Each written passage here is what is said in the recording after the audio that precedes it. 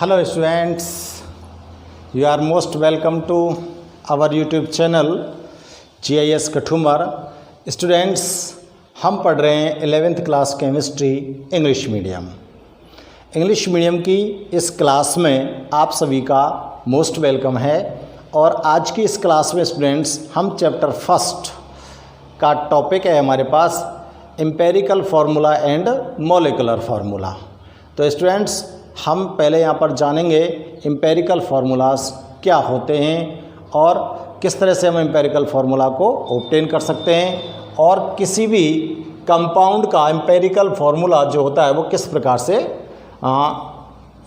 बना सकते हैं, मॉलिक्यूलर फार्मूला उस एम्पेरिकल फार्मूला से कैसे बना सकते हैं। इन सारी चीज़ों को आज हम यहाँ पर स्टडी कर रहे हैं, ठीक है ना। तो देखो, फर्स्ट ऑफ ऑल आपको मैं डिफाइन करता हूँ कि एम्पेरिकल फार्मूला क्या होता है। एम्पेरिकल फार्मूला, ठीक है। एम्पेरिकल फार्मूला जो होता है स्टूडेंट्स, ये रिप्रेजेंट करता है किसी भी कंपाउंड के अंदर जो वेरियस एटम्स प्रेजेंट होते हैं उनकी सिंपलेस्ट नंबर के रेशो को। किसी भी कंपाउंड के अंदर जो एटम्स प्रेजेंट हैं उन एटम्स का जो रेशो है उस सिंपलेट रेशो को ये क्या करता है, रिप्रेजेंट करता है, ठीक है ना। तो देखो, मैं नोट कर रहा हूँ, an empirical formula represents an empirical formula represents the simplest whole number ratio, the simplest whole number ratio, whole number ratio of various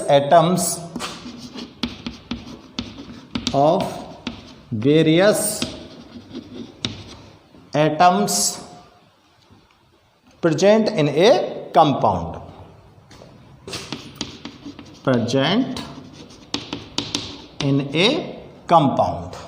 ठीक है ना। ये तो होता है एम्पिरिकल फार्मूला।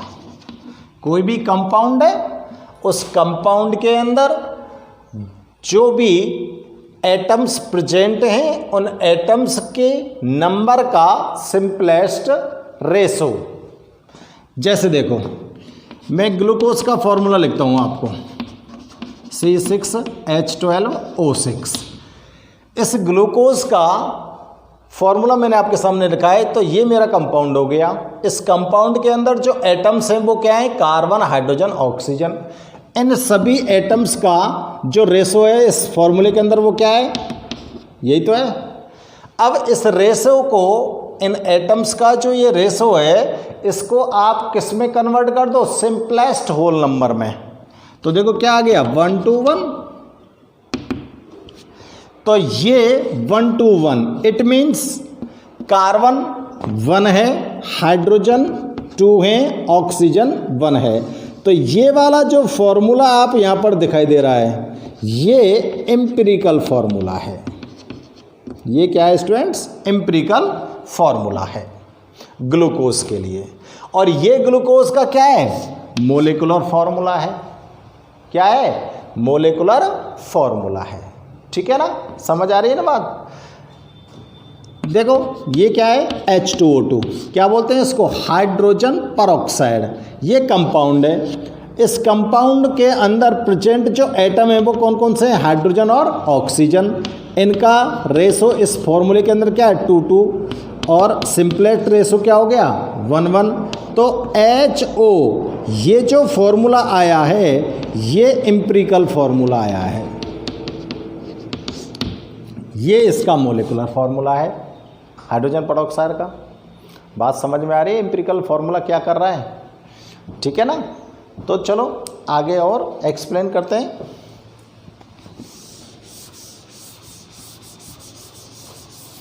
देखो अब बताओ मोलिकुलर फॉर्मूला क्या होता है, इसके बारे में भी मैं थोड़ा सा आपको लिख देता हूँ। The molecular formula shows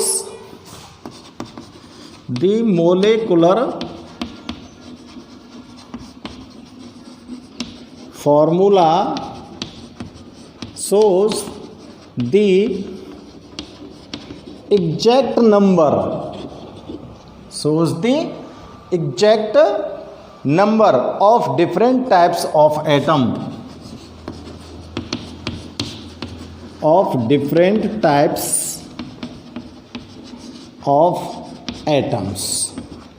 different type के जो एटम्स होते हैं उनकी जो एग्जैक्ट नंबर होती है उसको atoms present in a molecule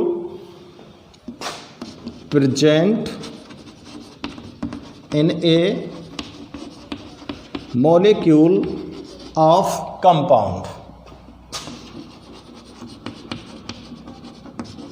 तो देखो दोनों में क्या डिफरेंट आ गया। ये मोलिकुलर फॉर्मूला तो क्या है, कंपाउंड के अंदर एटम्स की जो एग्जैक्ट नंबर होती है उसको शो करता है, और एम्पिरिकल फॉर्मूला क्या करता है, ये उस कंपाउंड के अंदर प्रेजेंट एटम्स के सिंपलेस्ट रेशो नंबर को शो करता है, सिंपलेस्ट रेशो को, ठीक है ना। मतलब सिंपल से सिंपल रेशो जो भी आएगा उसको शो कौन करेगा, एम्पिरिकल फॉर्मूला। बात समझ आ रही है ना, ठीक है ना। अब देखो बेटा, ये जो एम्पिरिकल फॉर्मूला होता है, इस एम्पिरिकल फॉर्मूला और मोलिकुलर फॉर्मूला के अंदर क्या रिलेशन होता है ये भी चेक कर देते हैं हम यहाँ पर। इन दोनों के बिटवीन कुछ रिलेशन होता है। देखो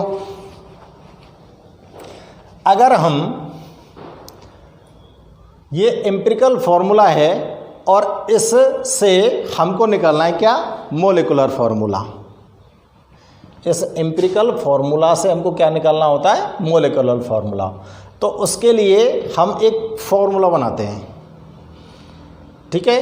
तो फॉर्मूला बनाते हूँ मैं, तो उनमें लिख रहा हूँ आपको, बहुत ही सिंपल सा फॉर्मूला बनाकर नोट कर रहा हूँ, ध्यान से चेक करना।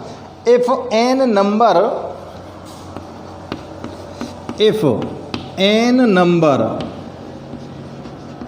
मतलब n कोई संख्या है, ठीक है ना।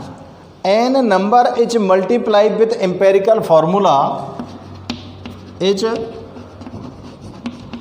मल्टीप्लाई विद एम्पिरिकल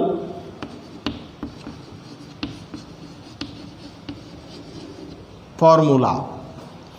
n कोई नंबर है और उसका मल्टीप्लाई कर दिया आपने किसके साथ, एम्पिरिकल फॉर्मूला के साथ। Then obtain molecular formula, then obtain molecular formula. तो देखो मोलिकुलर फॉर्मूला अगर आपको ऑब्टेन करना है तो क्या करोगे, n into empirical formula, n के साथ आप एम्पिरिकल फॉर्मूला की मल्टीप्लाई कर दो। अब देखो जो n की वैल्यू होती हैं वो क्या हो सकती हैं, 1 2 3 4 एंड सो ऑन, कुछ भी हो सकती हैं।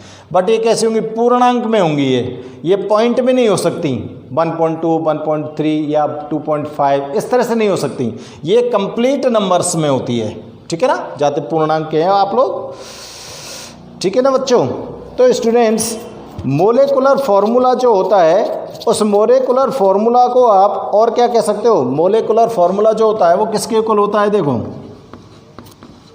मोलिकुलर फॉर्मूला ये आप लोग पढ़ चुके हो, फॉर्मूला इक्वल होता है किसके, मोलिकुलर फॉर्मूला इक्वल होता है किसके, मोलिकुलर मास के। होगा कि नहीं होगा बताओ, मोलिकुलर मास के। अगर कोई मोलिकुलर फार्मूला दे रखा है और उस मोलिकुलर फार्मूले का मास निकालेंगे तो वो किसके इक्वल आएगा, मोलिकुलर मास के। और इस मोलिकुलर मास को क्या बोल सकते हो आप, मोलर मास भी बोल सकते हो, अगर उसको हम ग्राम में डिनोट करते जाएंगे तो उसको क्या बोल सकते हो आप, मोलर मास भी कह सकते हो ना, ठीक है ना। तो स्टूडेंट्स आप लोग किस तरह से एन की वैल्यू निकालोगे और किस तरह से आप एम्पिरिकल फॉर्मूले को डिटरमाइन करोगे, इन सारी चीज़ों को अब मैं एक एग्जाम्पल के थ्रू या फिर एक सिस्टम के थ्रू आपको एक्सप्लेन करता हूँ। आप फटाफट से इसको नोट करिए पहले और उसके बाद आपको समझ आएगी, ठीक है। देखो किसी भी कोई भी कंपाउंड आपके पास गिवन हो सकता है और उस कंपाउंड का आपको एम्पिरिकल फार्मूला अगर ऑब्टेन करना है तो आपको बहुत ही सिंपल ट्रिक के माध्यम से और मैं यहाँ पर कुछ स्टेप्स बनाता हूँ और उन स्टेप्स के थ्रू आप लोग बहुत ही इजी वे में किसी भी कंपाउंड का एम्पिरिकल फार्मूला और मोलेकुलर फार्मूला और मोलेकुलर मास सब कुछ ऑब्टेन कर लोगे। तो बड़े ध्यान से चेक करो, ठीक है ना। तो देखो कोई भी यहाँ पे लिख रहा हूँ मैं empirical formula can be determine as following steps. इसके लिए मैं स्टेप्स बनाता हूँ, ठीक है ना। तो देखो आपको कोई भी क्वेश्चन दे रखा होगा, उस क्वेश्चन में उस कंपाउंड का मिक्सचर दिया होगा और उस कंपाउंड के मिक्सचर में आपको एलिमेंट्स गिवन होंगे और एलिमेंट्स की परसेंटाइल आपको गिवन होगी और उस परसेंटाइल से आपको एम्पिरिकल फार्मूला को डिटरमाइन करना होता है। तो स्टूडेंट्स फर्स्ट ऑफ ऑल आपको क्या करना है, तो मैं लिख रहा हूँ यहाँ पर स्टेप फर्स्ट स्टेप में क्या करना है आपको। देखो सबसे पहले आपको करना होता है स्टूडेंट्स कि एलिमेंट की जो परसेंटेज दे रखी है, परसेंटेज ऑफ एलिमेंट, उसको डिवाइड कर दो किससे, उसको डिवाइड कर दो आप एटॉमिक मास से, एटॉमिक मास ऑफ एलिमेंट। जिस एलिमेंट की परसेंटेज को आपने यहाँ पर नोट किया है उसी एलिमेंट के एटॉमिक मास से इसको डिवाइड कर दो तो आपको एक रिलेटिव नंबर ऑब्टेन होगी। यहाँ पर क्या ऑब्टेन होगी, एक रिलेटिव नंबर, ठीक है ना। कोई भी रिलेटिव नंबर आपको ऑब्टेन हो सकती है। अब इसके बाद क्या करेंगे, स्टेप 2 स्टूडेंट्स कंपाउंड के अंदर मिनिमम 3 एलिमेंट्स आपको गिवन होंगे। 3 हो सकते हैं, 4 हो सकते हैं, कितने भी हो सकते हैं, लेकिन मिनिमम 3 माने 3 एलिमेंट्स अगर गिवन है आपको तो 3 एलिमेंट्स के ही परसेंटाइल आपको गिवन होगी और उनके हिसाब से आप 3 रिलेटिव नंबर को ऑब्टेन करोगे, जैसा कि मैं अभी एग्जांपल के थ्रू आपको बताऊंगा। अब क्या करना है दूसरे स्टेप में, जो 3 रिलेटिव नंबर्स आपने ऑब्टेन किए हैं उनमें से क्या करना है स्टूडेंट्स, जो रिलेटिव नंबर है, ऑल रिलेटिव नंबर, सबके सब जो रिलेटिव नंबर हैं उन सभी रिलेटिव नंबर को डिवाइड करना है आपको स्मॉलेस्ट रिलेटिव नंबर से, ठीक है। स्मॉलेस्ट रिलेटिव नंबर से आपको डिवाइड करना है।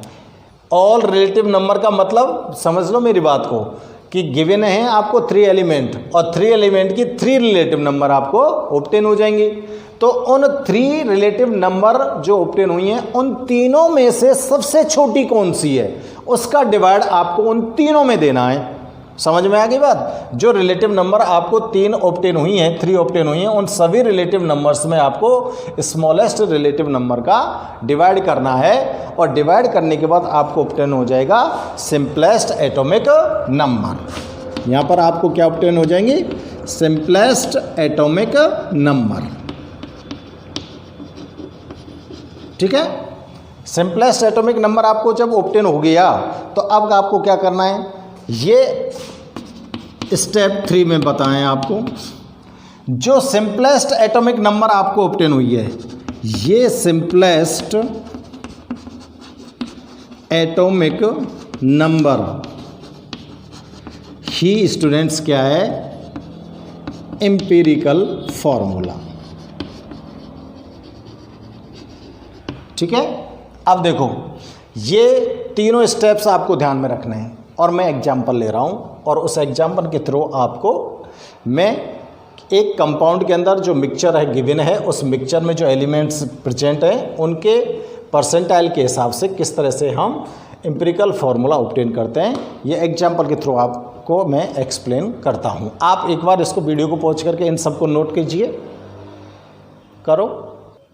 देखो क्वेश्चन नोट कर रहा हूँ मैं। एक कंपाउंड कंटेन, क्वेश्चन है यहाँ पर, ए कंपाउंड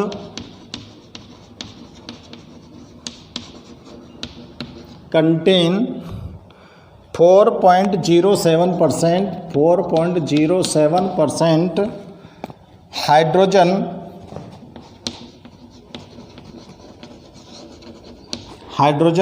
और 24.27% ऑक्सीजन। ठीक है ना, ऑक्सीजन नहीं, सॉरी, ये कार्बन है, कार्बन एंड 71.65% एलिमेंट है क्लोरीन।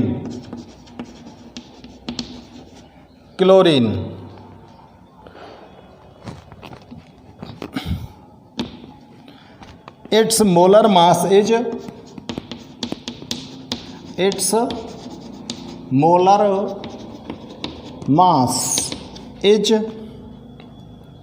98.96 ग्राम। ठीक है ना। What are its empirical formula? What are its empirical formula and molecular formula? Molecular formula, आपको मोलेकुलर फार्मूला और एम्पिरिकल फार्मूला दोनों को ऑब्टेन करना है। क्लियर है? क्वेश्चन को समझ लो। अब देखो इसका सॉल्यूशन करते हैं क्वेश्चन का। आप लोगों को स्टेप्स ध्यान में रखने हैं, ठीक है ना। तो देखो इसके लिए मैं बच्चों एक टेबल बनाता हूँ पहले, है ना, और उस टेबल के थ्रू इसको हम सॉल्व करते हैं। तो फर्स्ट ऑफ ऑल लिख रहा हूँ मैं यहाँ पर, देखो इधर तो मैं लिख देता हूँ एलिमेंट,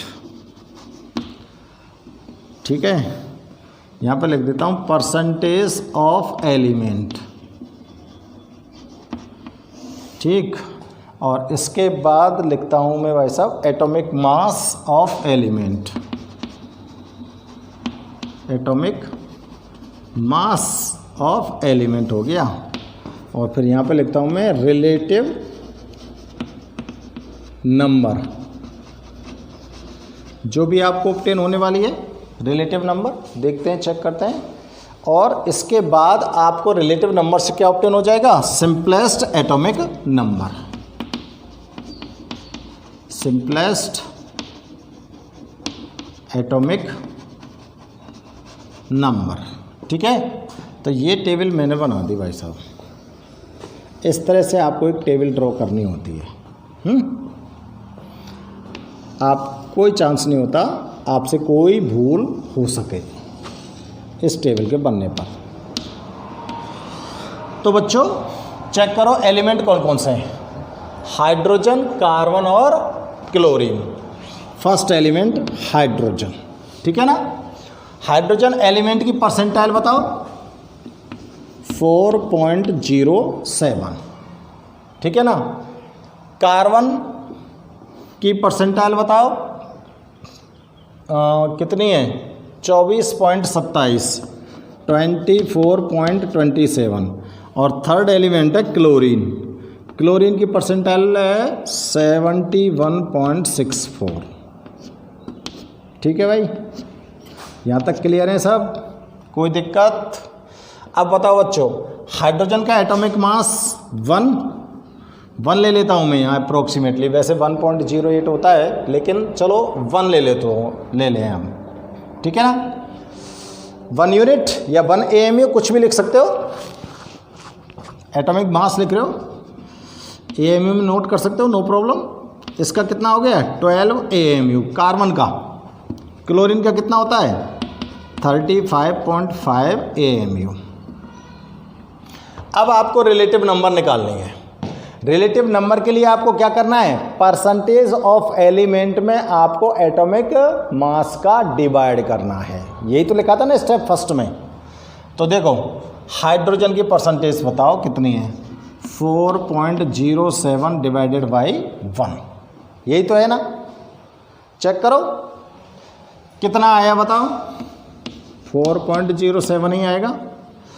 ये कितना है 24.27 डिवाइडेड बाई 12 कितना आएगा 2.02 अप्रॉक्सीमेटली चल रहे हैं। और ये कितना है 71.65 डिवाइडेड बाई 35.5 ये कितना आएगा, ये मान लो 2.02 मान लो, 3 मान लो, कुछ भी मान लो, चलो मैं 2 ही मान देता हूँ इसको, ठीक है ना, अप्रॉक्सीमेटली। अब आपको क्या करना है, रिलेटिव नंबर मिल गई। अब रिलेटिव नंबर से अपने को सिंपलेस्ट एटॉमिक नंबर चाहिए। तो सिंपलेस्ट एटॉमिक नंबर के लिए हमको क्या करना है बच्चों, कि जो स्मॉलेस्ट रिलेटिव नंबर है उसका डिवाइड कर दो सब के अंदर। तो स्मॉलेस्ट ये, तो देखो 47 डिवाइडेड बाई 2.02 कितना आया, अप्रॉक्सीमेटली 1 मान लूँ, और इसका 0.02 डिवाइड नहीं 1 क्यों आएगा 2 आएगा, 2 ये 1 आ जाएगा और ये 1 आ जाएगा, ठीक है ना। तो ये आपके पास सिंपलेस्ट एटॉमिक नंबर आ गए। भाई ध्यान से समझ लेना मेरी बात को, ठीक है ना। ये आपके पास सिंपलेस्ट एटॉमिक नंबर आ गए बच्चों। अब इससे आपको बनाना है एम्पिरिकल फॉर्मूला।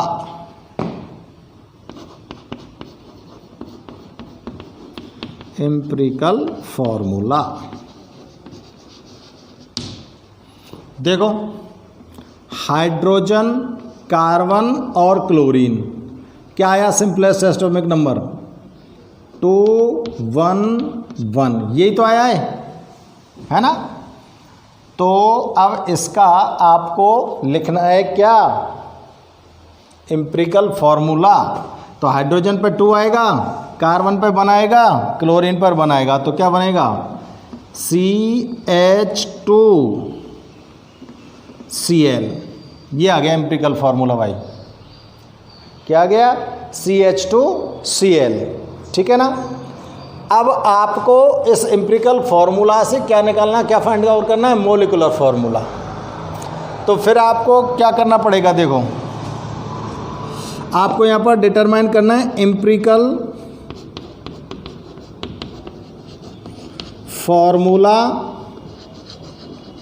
मास निकालो। CH2Cl का एम्पिरिकल फार्मूला मास निकालो, कितना आएगा बताओ।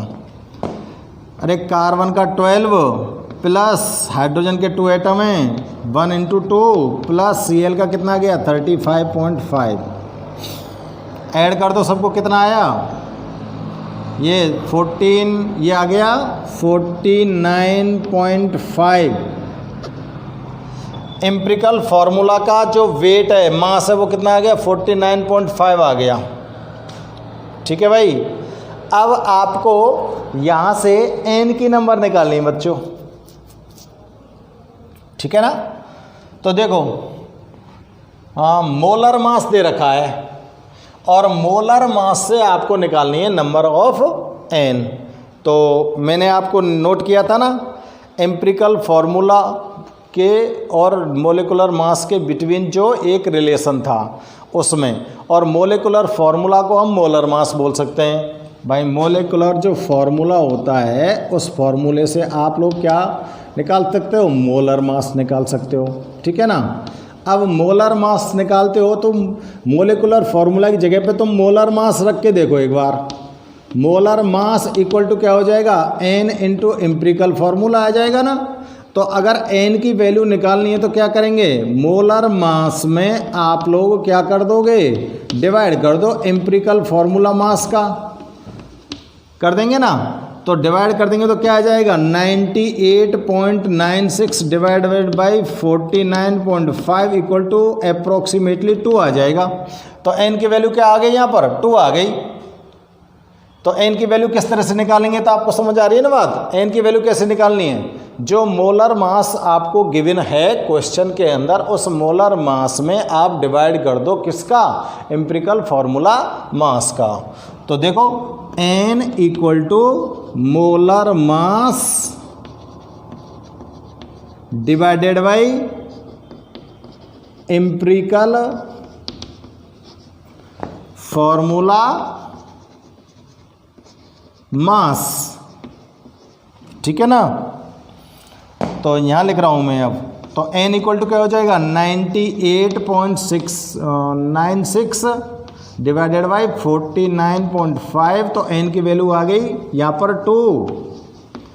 अब n की वैल्यू 2 आ चुकी है यहाँ पर, ठीक है ना। अगर n की वैल्यू 2 आ गई है तो अब आपको क्या नोट करना है, मॉलिक्यूलर फॉर्मूला। तो देखो मोलेकुलर फॉर्मूला लिखना है आपको। फॉर्मूला इक्वल टू क्या लिखा था मैंने, n इंटू एम्पिरिकल फॉर्मूला, ये लिखा था ना मैंने फॉर्मूला, ये एक फॉर्मूला बताया तो था। तो बताओ n की वैल्यू कितनी है, 2, और एम्पिरिकल फॉर्मूला क्या है, CH2Cl। तो जस्ट डबल कर दो सबको, कितना आ जाएगा, C2H4Cl2। ये आ गया मोलिकुलर फॉर्मूला, ठीक है ना। तो मोलिकुलर फॉर्मूला तो ये आ गया, और ये आ गया इसका एम्पिरिकल फॉर्मूला। तो एम्पिरिकल फॉर्मूला से किस तरह से हमने मोलिकुलर फॉर्मूला को फाइंड किया है, ये सिस्टम भी आप ढंग से चेक कर लो। और आप इसको बिल्कुल वीडियो को पॉज करिए और पॉज करके इसको नोट करिए, ठीक है ना। और नोट करने के बाद स्टूडेंट्स आपको मैं एक क्वेश्चन देता हूं और आप उसको सॉल्व करके देखना बच्चों, ठीक है। आप इसको एक बार नोट करो, और नोट करने के बाद मैं आपको एक क्वेश्चन नोट करता हूं, और उस क्वेश्चन को आप लोग सॉल्व करके देखना। नहीं सॉल्व होता है तो नेक्स्ट वीडियो में मैं आपको कर दूंगा, कोई दिक्कत नहीं है, ठीक है ना। नोट कर लीजिए आप एक बार इसको। तो देखो मैं चेंज कर रहा हूँ वैल्यूज़ को, इसको चेंज कर रहा हूँ, इसको चेंज कर रहा हूँ, और ये वैल्यू जितनी भी दे रखी है सबको चेंज कर रहा हूँ मैं, ठीक है ना। तो देखो भाई, हाइड्रोजन की वैल्यू दे रखी है 6.67%, और इसकी दे रखी है 40%, ठीक है। और क्लोरीन की वैल्यू दे रखी है 53.33%, और मोलर मास आपको दिया हुआ है 180 ग्राम। और अब आपको क्या निकालना है, एम्पिरिकल फार्मूला और मोलिकुलर फार्मूला निकालना है।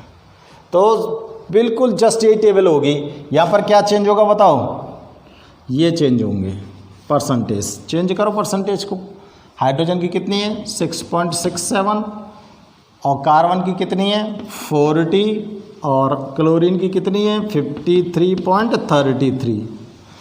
और इसके बाद यहाँ चेंज कर देना आप लोग, ये चेंज हो जाएगा और ये चेंज हो जाएगा। अब इतनी हिंट मैं आपको दे रहा हूँ तो अब आप लोग निकाल सकते हो ना, हैं भाई, इतनी हिंट मैंने दे दी। अब ये आप निकाल लो, और इसके बाद आप नीचे का एम्पिरिकल फार्मूला निकाल देना, एम्पिरिकल फार्मूला से मोलिकुलर फार्मूला निकाल देना। तो एक क्वेश्चन इसको आप सॉल्व करो और मुझे कमेंट करके इसके आंसर बताना, और मुझे बताना कि इस कंपाउंड का एम्पिरिकल फार्मूला कितना क्या आता है और मोलिकुलर फार्मूला क्या आता है। मुझे कमेंट करके ज़रूर बताना स्टूडेंट्स, ठीक है। आपकी कमेंट्स का मैं वेट करूँगा। Okay students, good bye.